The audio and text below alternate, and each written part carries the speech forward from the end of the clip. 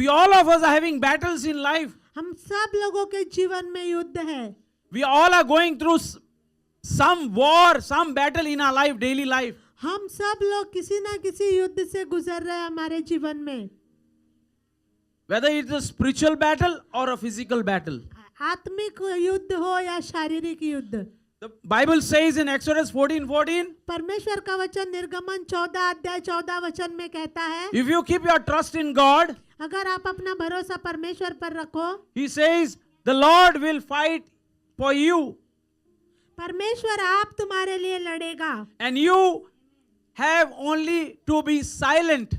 इसलिए तुम चुपचाप रहो.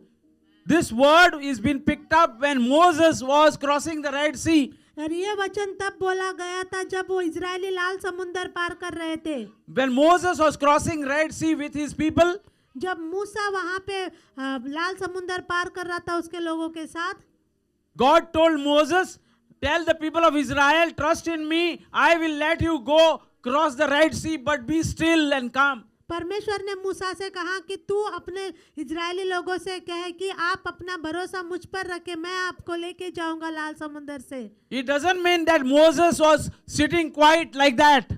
इसका मतलब ये नहीं कि मूसा चुपचाप ऐसे बैठा था.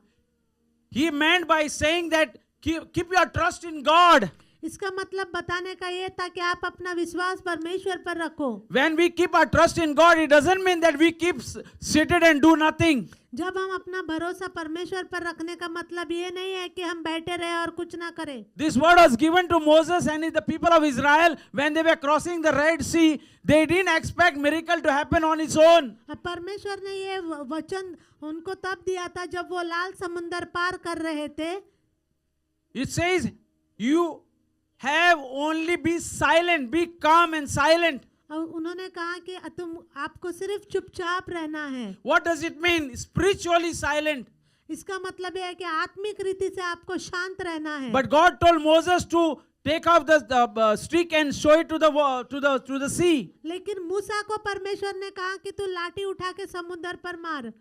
And then what happened? You know that the Red Sea parted and they crossed on the dry land. और तब आप सब जानते हैं कि लाल समुंदर दो भाग हो गया और वे सूखी भूमि पर से चल के निकले. So God is telling you, whatever battle you are going through, He is saying, I am on your side. Just be cool. Just be quiet. I am going to take care of it. You need to keep your 100% focus on Jesus alone. तो परमेश्वर आपको कहना चाहता है कि जिस किसी युद्ध से आप गुजर रहे हो, आप शांत रहो, मैं आपकी ओर हूँ और आपका पूरा भरोसा मेरे ऊपर रखो. How many of you believe today that whatever storm and whatever trouble you are going through, God is going to take care of it? कितने लोग विश्वास करते हैं कि जितने भी तूफानों से आप गुजर रहे हो सब में परमेश्वर उनका ख्याल रखेगा. 2 Chronicles 20:17 says, दूसरा इतिहास 20 अध्याय और 17 वचन में लिखा है, you will not need to fight in the battle. तुमको लड़ना नहीं पड़ेगा. Stand firm. तुम स्थिर खड़े रहो. Hold your position. अपनी जगह पर पकड़े थामे रहो. And see the salvation of the Lord on your behalf. और वो परमेश्वर के ओर से आने वाले छुटकारे को देखो. O Judah and Jerusalem. हे यहूदा और यरूशलेम. You know, this word was given for Jehoshaphat.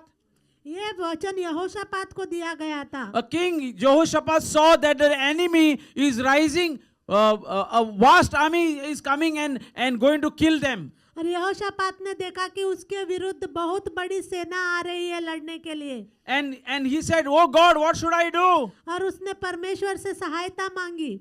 My dear friends, you may be going through a battle and there is a big enemy who is rising against you. मेरे प्रिय मित्र, हो सकता है कि आप युद्ध से गुजर रहे हो और बहुत बड़ी सेना आ रही है आपके विरोध में. Whether it's a finance, ये आर्थिक हो, whether it's a physical, शारीरिक, or there is a turmoil in your family. या आपके परिवार में कोई भी गड़बड़ी हो सकती है. There is no proper peace or rest in your house. हो सकता है आपके घर में शांति ना हो, विश्राम ना हो. I'm telling you, my dear friends, don't let enemy enter into your life. मैं आपको बताना चाहता हूँ मेरे मित्रों कि आप शत्रु को अपने जीवन में घुसने मत दो. Because God is on your side. He's saying you need to. That's not your battle. Battle is God's when you give it to Him. परमेश्वर आपकी ओर है और युद्ध आपका नहीं है, युद्ध परमेश्वर का है। Amen. So if you know that if you are going through a battle and if you are trying to fight on your own, my dear friends, I want to tell you, God is going to fight your battle. You need to trust in Him alone. अगर आप एक युद्ध से गुजर रहे हो और खुद लड़ने की कोशिश कर रहे हो तो मैं आपको बताना चाहता हूँ कि परमेश्वर आपके लिए लड़ेगा।